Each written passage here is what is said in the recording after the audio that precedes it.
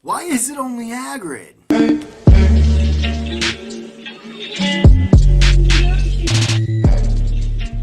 Hello, Internet, and welcome back to another episode of Frankly Frankie.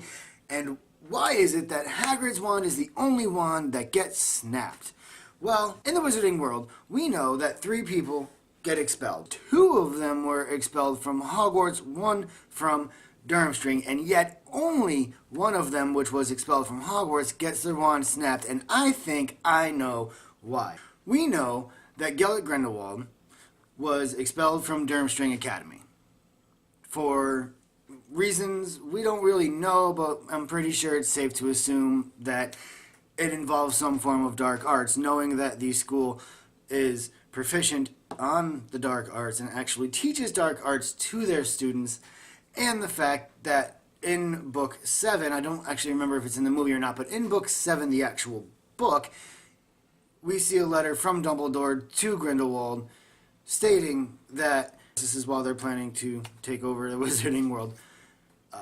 Where they're met with force, they will have to meet with equal force, but only where necessary, and that this was Grindelwald's mistake at Durmstrang, which leads us to believe that at some point Grindelwald did something terrible, or at least really bad, at Durmstrang to get expelled. My thought would be not so much murder, but perhaps the Cruciatus curse or something similar, like one of the unforgivable curses, or obviously, like I just said, something similar to get him expelled.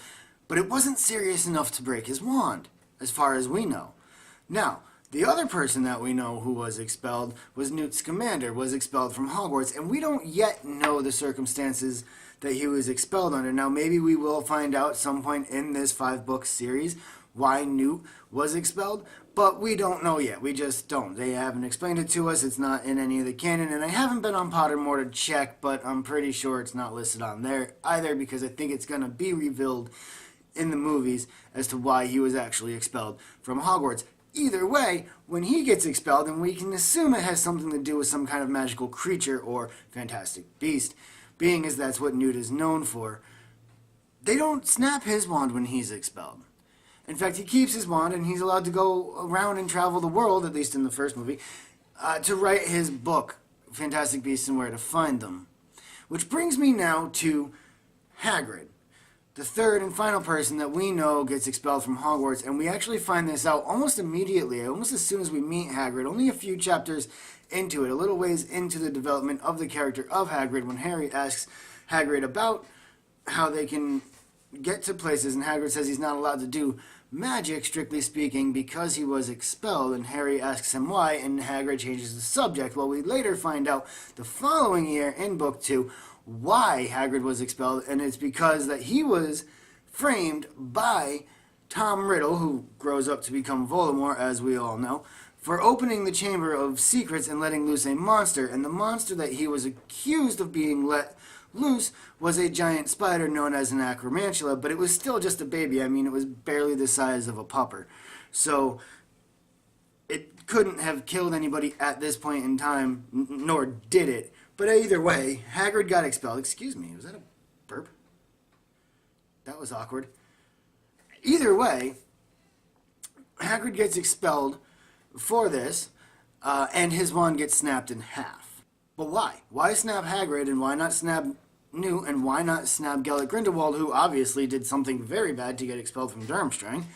This is a school of dark arts, for crying out loud, so he obviously did something bad to get expelled, right? Well, that is actually my leading point on this theory, because I think that after Grindelwald's downfall in 1945, after Dumbledore defeats Grindelwald, both Tom Riddle and Hagrid will have been in school, and should actually be roughly around the time the Chamber of Secrets is opened, maybe a little bit before the chamber is actually open.